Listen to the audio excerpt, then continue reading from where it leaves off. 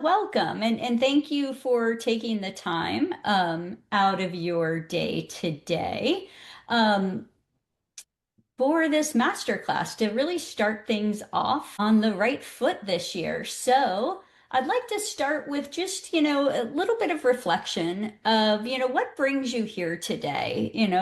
It's mid-January. There's a masterclass about not losing your career momentum. Want you to just think about that for a moment. And you don't need to put it in the chat. Feel free to if you'd like to. But I want you to just think about the intentionality behind that and what you're looking for. And, in this masterclass and also, from your career, what's it going to bring for you in 2026? Just think on that for a moment. And what's interesting is, as you may or may not know, I did a quick little poll in advance of this meeting to just do a temperature check on what feels like the biggest career challenge you're facing right now. And when I first extracted the data, losing career momentum was on top, which is why we're here. And then what was interesting is all of a sudden, right when the poll closed, all of a sudden, a few more entries came in and brought avoiding burnout at work above the top. And what's interesting to me about that is a lot of times when people say that they're trying to avoid burnout, what they're really saying is, I don't trust what I'm doing is actually leading somewhere. And I'm tired of spending hours and energy without progress of moving forward. So really, burnout isn't the core problem. It's what shows up when effort and direction stop lining up, which is about career momentum. So it's a really nice kind of full circle statement there. And, I fully get it. I spent over 20 years in healthcare advertising in New York. I checked every box and still felt like I was missing something. I kept delivering, but stopped being invited into the bigger conversations that really were going to propel my career forward. And my confidence was starting to really take a huge hit because the effort I was making wasn't delivering the results I really wanted. And the longer I waited, the harder it got to trust my next move because I started second guessing everything. And so your version of this may look a little different. It might be a different role, maybe a different industry, but the patterns are probably the same. Maybe you feel stalled in your career development while others leap past or leapfrog past you. Or maybe you feel like you've tried, but you just can't justify leaving. Or maybe you're starting to realize that you're over functioning to compensate for the lack of visibility. And so I wanted to talk about why momentum loss is easy to miss and how it becomes costly over time. So 70% of career slowdowns happen without a job loss or performance issue. They happen when roles stay static for too long, that you feel stuck, that you're not growing. And there's this window of opportunity, about 18 to 24 months, where professionals who aren't visibly progressing are slightly or significantly, less likely to be considered for stretch roles or promotions, even when your performance is and stays strong. You're kind of viewed as this plateau, though, because you're not growing. And unfortunately, high performers are often the last to recognize this momentum loss because the results stay strong even as opportunity slows. We're constantly building, we're staying busy, we're being the team player, but sometimes that can be overlooked. So, what does career momentum actually give us? It actually delivers on quite a few things that are basic human needs, what we all want. We want to do work that makes us proud. We want to not have to overwork or overfunction or overdeliver to justify our paycheck. And we want to spend more time and energy with the people and things that matter most. And we want to know that we're on the right path again. We have clarity. And this one matters more than people realize. And it's important to know that how momentum slips is that most people don't consciously trade these things away. These are the basic human needs of what we want. So we're not consciously saying we're going to get rid of these. We lose them one by one, slowly. So slow to the point that it feels normal. But momentum doesn't disappear all at once. It slowly fades while you're doing what's expected. So let's talk a little bit about what starts to happen as that momentum fades, right?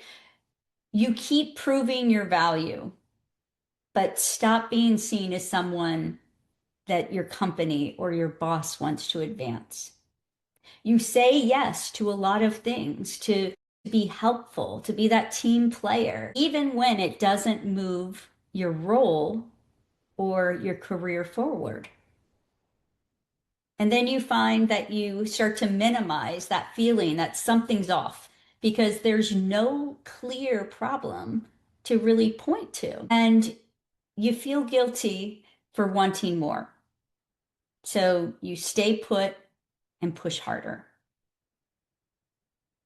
So, my goal today is to help you recognize where your career momentum is slipping without judgment, understand why it happens to capable, high performing people, and see what actually helps your momentum return without walking away from everything you've built. This is not about walking away from a career and industry and starting over. This is really looking at where you are and optimizing what you're doing. So, for those of you who don't know me, a little bit of my backstory is I spent over 2 decades building a strong career in healthcare advertising. I was the person people trusted to when things got messy, deadlines were tight, the stakes were high. I knew how to keep work moving, how to read the room and make smart calls under pressure. And it worked. I was successful, well paid, and relied on. But over time, I noticed something changed. I wasn't struggling. I was running on experience, on instinct. I was doing what had always worked for me. But the pace never had slowed down. So I didn't question it. I just kept delivering almost like I was on autopilot. So nothing was wrong enough for me to leave, but nothing felt right enough for me to stay the same. Something needed to change. And that's when I realized that my growth started to stall. Again, on paper, nothing was wrong. I wasn't failing. I was pushing harder, in fact. But through that, I was trusting myself less. And so I had a decision to make to keep doing what was expected, keep saying yes because it was easier than the alternative, keep telling myself this was just how this level of my career is going to feel. Or take a moment and take a pause long enough to see what wasn't working anymore and start to get curious and question what I was saying yes to and why. and then choose where my effort needed to go instead of just pushing through. And so, what actually changed through this process is I stopped pouring energy into the things that kept me busy but didn't actually move me forward. I was no longer stuck overthinking every move because I could finally see what actually mattered and move from that point. And I stopped trying to figure everything out on my own. That was a big key too. And so, what changed as that momentum returned is that I stopped second guessing every move. And what I was doing felt really intentional and directional. It was moving forward in a direction I felt really good about. And through this, I started trusting my intuition more and more because I could actually see the progress that was happening. And so you might be thinking, well, that's great, Michelle. Why does this matter to me? Well, I didn't have more time. I didn't have more certainty, and I didn't get special permission slip from anything different than what you do right now or where you are right now. I was doing a good job. I was meeting expectations, yet I was still feeling stalled. So, what changed things for me wasn't more effort. It was finally getting clear about what was actually moving me forward and what wasn't. So at this point, I'd love to just ground us in who this is for. This next few slides, it's not for you if you're looking for quick fixes instead of actually doing the work that actually restores momentum. Because while I say it's less effort, it's more intentional effort. There is work that needs to go into this to get you in the right mindset. And it's not for you if you want things to feel different, but you're not open to changing how you're operating day to day. If you keep on doing the same old thing, nothing's going to change. And then this also isn't for you if you feel uncomfortable with the idea that after I share some real insights, I may invite you to explore working together. And I want to talk a little bit about, what's different about my approach, because there's a lot of coaches out there. And in my programs in particular isn't about a one size fits all program. They're out there and there are some that are really effective. But what I do is I focus on what actually moves things forward, specifically in your situation.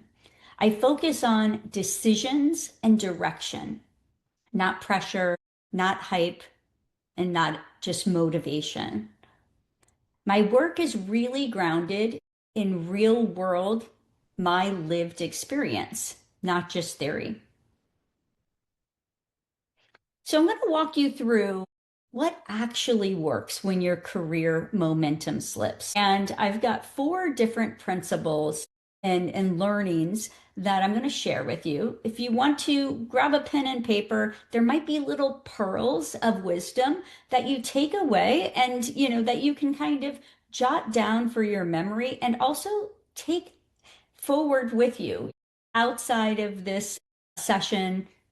So the first one is about mastering the energy equation. So important. Our energy is what really gives us our life force. And so that's super important when we are thinking about momentum, which is energy in motion, right? So the second one is remembering who you are, not who you've been told to be. This is a lot about, we've gotten to a point in our career where we've kind of programmed in what it looks like to be successful. Who am I? What is that ideal candidate? So this is about remembering who we are and bringing out the things that make us unique. And then the third one is about redefining success before it reprograms you. And finally, move before you feel ready. So let's dive in here. So the first one, mastering the energy equation. So a lot of what most high performers try is, I talked about this a little bit earlier, more hours, more effort, more work. And a lot of times what we do is we raise the bar for ourselves versus for our visibility. And that's a very different kind of tension. And so, what actually slows us down in this process is that we assume that our good work will eventually get noticed, but often it doesn't. Or we find that we are reacting to the fire drills or the abundance of things coming at us instead of actually choosing intentionally what is the best decision for me to do for my career growth. And then also staying busy instead of visible. I see this so much with high performers where they just get bogged down with all of the day-to-day work. They think that, it's fueled with the best intentions, yet what they're really doing is creating kind of an invisibility cloak, if you are a Harry Potter fan, because what people start to see and associate you with is just doing the work, not being visionary, not thinking forward. And it's a really easy trap to fall into. So when this energy is misdirected, what happens is your confidence drops. Your decisions start to slow down because you start second guessing everything. And then, of course, your momentum and growth starts to fade. But when your energy is aligned, what happens is that clarity sharpens because you now know what you are moving towards. Clarity is so important. And what happens in this case also is that conversations start to shift because people see you differently. See, people like are attracted to that positive energy and that vision that you want to convey. And then, of course, with that, the momentum, that feeling of growth starts to return. And so the big takeaway here is the issue isn't effort, it's really direction. So the second one is remembering who you are, not who you've been told to be. So what's happened over time here as mature adults in our careers, we've adapted to what's been rewarded. The behaviors that we've done, that we've been acknowledged for, that we've maybe even gotten promoted or raises for, we've adapted and leaned more into that direction. But what happens is you start to soften what makes you distinct. If you think early in on your career, maybe that you were doing these things that you were really got accolades for, but then you were rewarded for, maybe staying late nights or being the team player, then you tend to always lean towards that because you want to replicate that. But what happens is you start playing safe because it's that familiarity. And so what gets lost in this is your natural strengths, the things that you are inherently good at. And through that, also your point of view of where you have a different perspective. And a lot of times your edge, right? Of what makes you unique paired with your passions versus your point of view. So it all wraps up and it gets lost in kind of a sea of sameness, and the result is you blend in. Your value becomes harder to see. And I want to say your true value, because as I was saying before, when you get stuck in this over-functioning model, you might be seen as value of like team player, overachiever, that person will work and, save us. But that's not what you necessarily want to be valued at. So you become trusted, but no longer top of mind for the promotions or for those really cool stretch projects. And how you start regaining the momentum starts when you lead with work that you're proud of, not just what's expected. And this not isn't to say that you just drop everything unless you're really proud of the work. There's got to be a balance, but you can't minimize the stuff that really lights you up and that makes you proud. And then also, what regains your momentum is letting go of the patterns that aren't serving you, that are making you blend in. And also making your value easier to recognize. So bringing it forth more often, talking about it, advocating on behalf of yourself. So important. What once made you stand out is often the first thing you stop leading with. Because again, you're maybe not rewarded or acknowledged for that specific thing, and you over index on the others. So the third one, redefining success before it reprograms you. Sorry. What often happens here is, and again, I see this a lot, especially with women, mid to late career, we've become really responsible in our lives, and stability becomes our goal because we have mortgage, we have partner, we have children, we have pets, you name it. We have responsibilities. And what happens here is that approval replaces impact. And it goes back to that, like being rewarded for the things that everybody does. We seek out that approval. We want to be liked. We want to do good. That's inherently in us. And of course, we don't want to rock the boat because that doesn't feel responsible. Not rocking the boat feels responsible, especially in today's job market. So the trade-off is you let what's working decide what's next. So you're leading with the wrong intention. You get boxed into what you've already done. So it's those things that people have acknowledged, have rewarded you for, that, it's just kind of table stakes. Is that what you want to be boxed into? And you stop moving forward without realizing it, because a lot of times you get inundated with the abundance of work coming at you. You're saving, the day, you're putting out fires.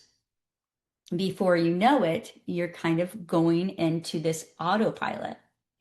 So the problem is that what kept you safe starts keeping you stuck, and your options start to narrow.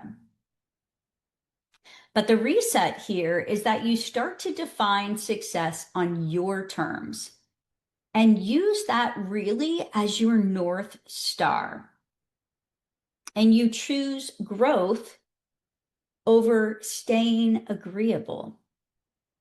And you make decisions you'd be proud to repeat. And so if you don't define success, you're going to fall into someone else's definition of it. Okay, fourth one, move before you feel ready. So most people wait. They wait for certainty, they wait for confidence, and they wait for the perfect and right moment. But what actually happens is that perfect and right moment never shows up. And this is where waiting feels responsible. It's because your subconscious mind wants to keep you safe, protected. It wants to keep you right here. So it makes you think, I'm doing the responsible thing. You start talking yourself into why this is so responsible, and you stay stuck in the same loop, the little hamster wheel where you keep on moving, moving, moving, and you're not really going anywhere. And so what actually works in this scenario is that you take small, deliberate steps. and like really small, sustainable steps, one after the other. It doesn't have to be a massive leap, small steps. And you figure it out by doing, taking action, not overthinking it before you take that first step. And what happens is you build confidence through the movement because confidence follows action, not the other way around. In fact, I have a little post-it right here on my computer that I always remember of procrastination steals your energy and your potential. Procrastination steals your energy and your potential. So true. So, how does this look in real life? I've got a few examples from some clients in my cohort that just ended. Heather, she stopped operating in a last minute mode. She loved being the creative director that was given a challenge and she did it and executed and was known for her efficiencies. But she stopped operating from that and took a moment to really think about, how do I want to work? I want to like be strategic, ask the right questions, take a pause, get all the information. And, struggled with, I'm still, I want to be liked, I want to be successful. But it actually, she became more visible for her thinking and not just her execution. So this changed not only the work she was doing, but how leaders saw her and her leadership style, not to mention her whole team. Another example is Amanda, who stopped defaulting to overgiving, overfunctioning, overworking. I'm sure everybody can relate to that, but built a way of working that actually fit her life. And what's really important in this story is that it wasn't the life she was living, because that was, a workaholic, to be honest. It was the life that she wanted to live. She wanted to start a family. She wanted to make sure she was a good mom that could have the time and space for her children. So she was able to do this without sacrificing the impact that she had on the business or her credibility. Really, really cool stuff.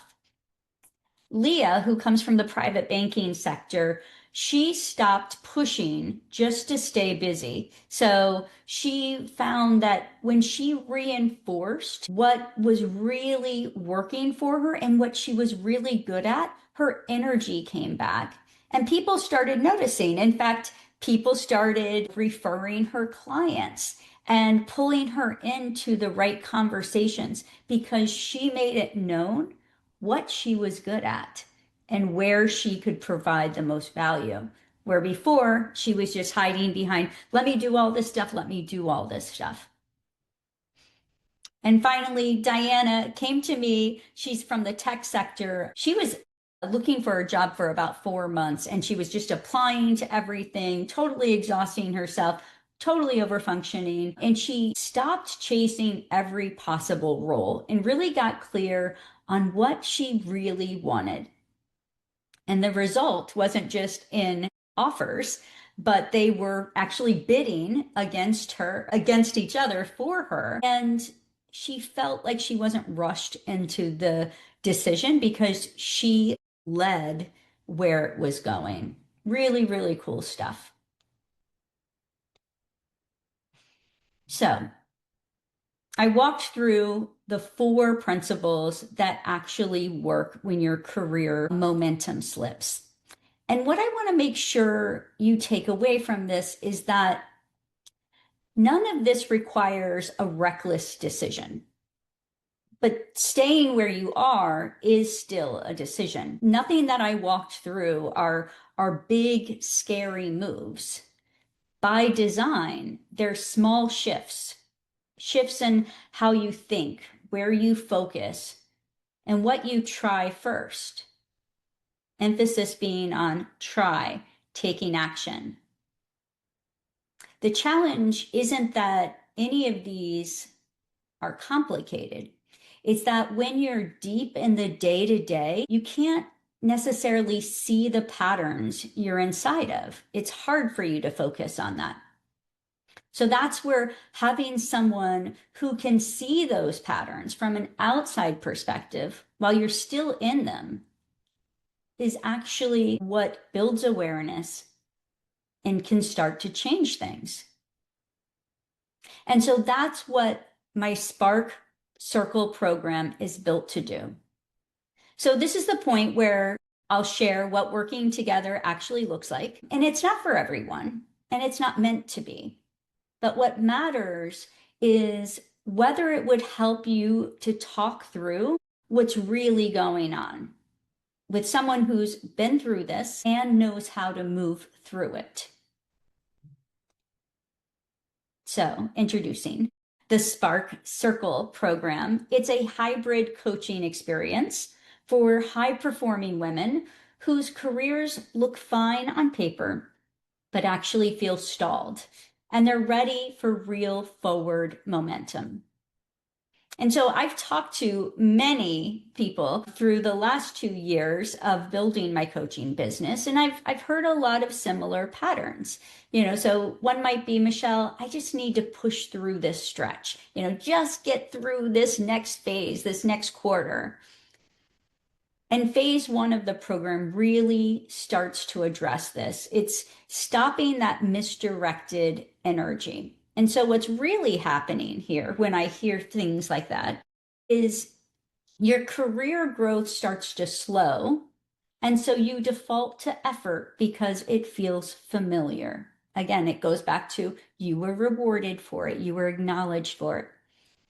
And then your reacting keeps you busy and useful. And that's a key thing. When you feel useful, that feels good, that you're providing value, you're feeling appreciated. But sometimes you do that despite the direction you're moving forward in feels a little fuzzy. You're not sure where you're going.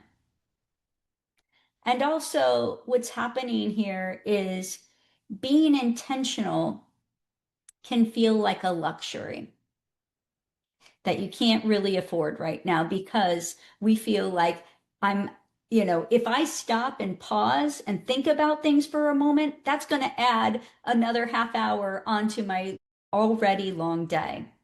So it feels like we don't have time to sit and pause and think.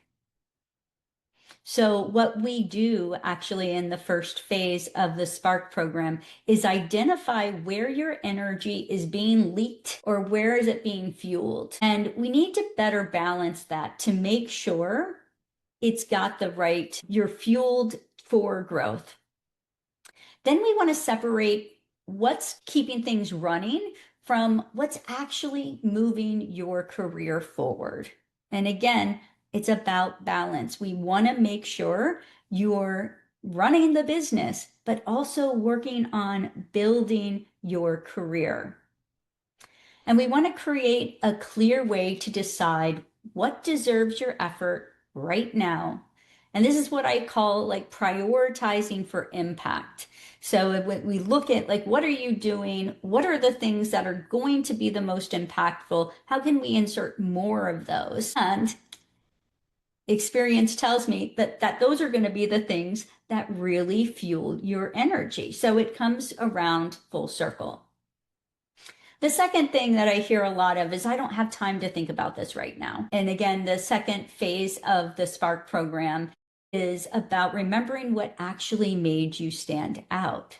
So what's happening here is that things used to set you apart haven't disappeared. They don't get the airtime anymore because they're bogged down by everything else.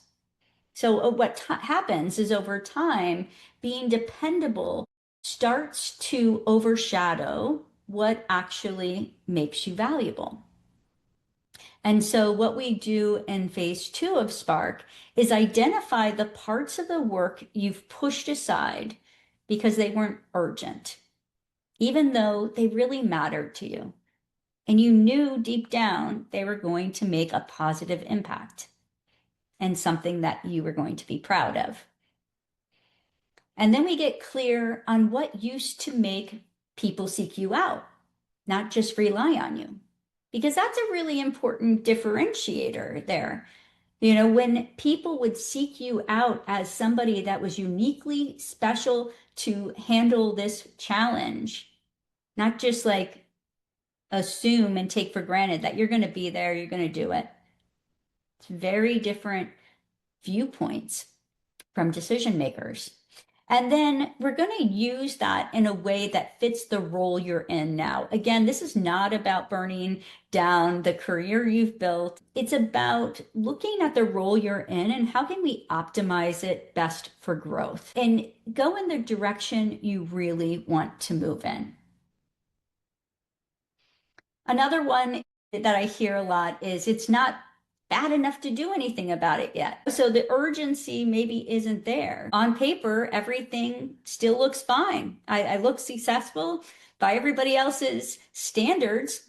I'm doing great. And you are doing well, and people rely on you.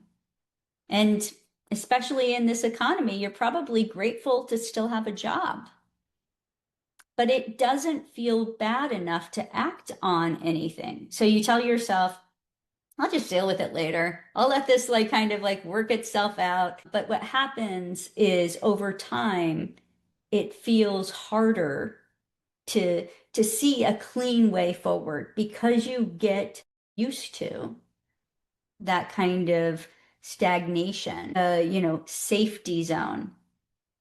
With each moment that you continue on that, it's going to be harder and harder to shift out of it. So what we do in phase three is call out the choices you've been making on autopilot and really get clear on what are they, especially the ones that feel most normal and familiar to you now.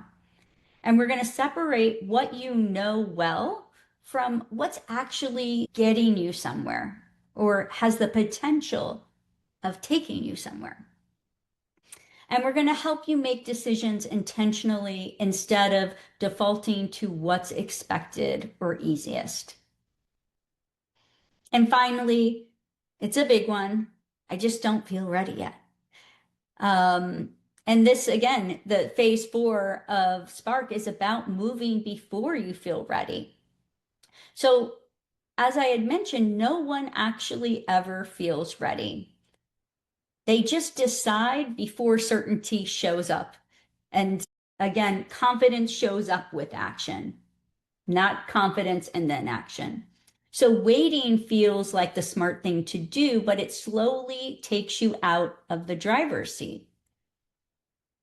And the longer you wait, the harder it gets to trust yourself when an opportunity actually does appear. So in phase 4, what we do is we make progress without creating unnecessary drama. We've got enough of that going on in our lives. We don't need more. And we create movement while things are still busy, not waiting for the perfect window. And we let confidence build from the action instead of waiting to feel it first. So what you'll walk away with in the Spark program is a sense that your effort is finally leading you somewhere, not just keeping you busy. You'll get that decisions that feel clear because you know why you're making them.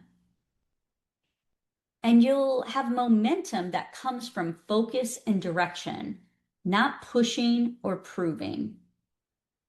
And you'll have a plan you can follow without rearranging your entire life to make it work. And I want to make sure what's clear here is that it's not about becoming more ambitious. It's about stopping the slow erosion of confidence and your growth potential.